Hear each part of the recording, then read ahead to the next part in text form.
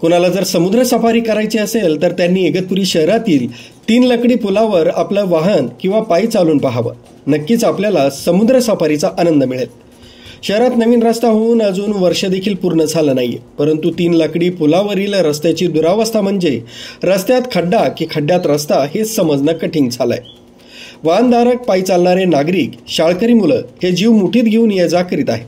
कधी कोण कुठून कसा येईल खड्डा वाचवण्याच्या नादात हे सांगताच येत नाही. प्रशासनाने या गोष्टीचा गांभीर्यानं विचार करून लवकरात लवकर खड्डे बुजवून रस्ता दुरुस्त करावा अशी मागणी नागरिक करीत आहेत. राजू देवळेकर, न्यूज 7 मराठी, इगतपुरी.